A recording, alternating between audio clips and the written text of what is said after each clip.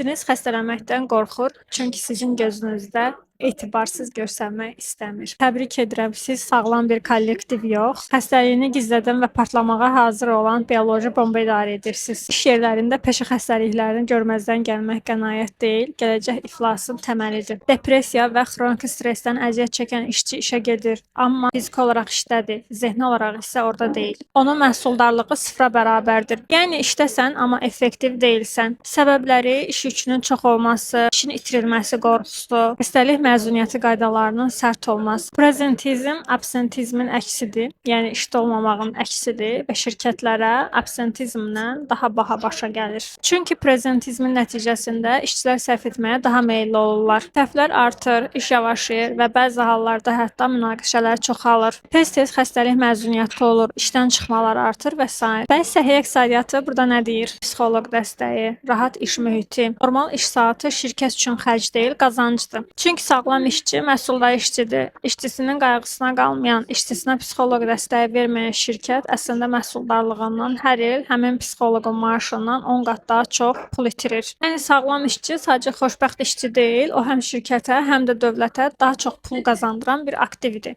Biraz da peşə xəstəliklərindən danışaq. Bu nədir? Peşə xəstəlikləri iş mühitində yaranan xəstəliklərdir. Məsələn, ofisdə işləyən bir işçi bel və onurğa xəstəliklərindən əziyyət çəkir. Tikintidə işləyənlərdə əsasən ağciyər xəstəlikləri, zavodlarda işləyənlərdə qulaq və eşitmə xəstəlikləri, tibb işçilərində isə əsasən stress və tükənmişlik yaradır. Bizdə peşə xəstəlikləri çox vaxt gizli qalır. Peşə xəstəliyi səbəbindən sıradan çıxan işçi dövlətə 2 qat yükdür. Çünki onun müalicəsinə həm sığortadan pul ayrılır, həm də büdcəyə daxil olan vergilər dayandırılır. İş yerlərində təhlükəsizlik qaydalarını kağız üzərində yazmaq asandır. Amma bir ofis işçisi 40 yaşında onurğa problemi ilə üz-üzə qalanda bu fərdin iqtisadi itkisi ölkənin ümumdaxili məhsulundan itirilmiş bir hissədir. Uzunmüddətli xəstəliklər də əmək bazarının qatilidir. Ən yaralı yerimiz olan onkologiya xəstəliyi və digər uzun xəstəliklər 35-50 yaş arası insanları sıradan çıxardanda bu iqtisadiyyatın onurğa sütununa vurulan zərbədir. Biz bu insanları müalicə edib əmək bazarına qaytarmayanda sadəcə bir fərdi yox, ölkənin gələcək ümumdaxili məhsulundan itiririk. Dünya Bankının və Ümumdünya Səhiyyə Təşkilatının hesabatlarında qeyd olunur ki, ağır xəstəliklərdən əmək bazarını tərk edən insanlar ölkə iqtisadiyyatlarına ümumdaxili məhsulun 5-7% qədəri ziyan vururlar. Ona görə də inkişaf etmiş ölkələrdə iş yerlərində təhlükəsizlik, ergonomika, səmərəlilik prioritetdir. Yəni səhiyyə xərc deyil, investisiyadır. Heç bir illik gəlir hesabatı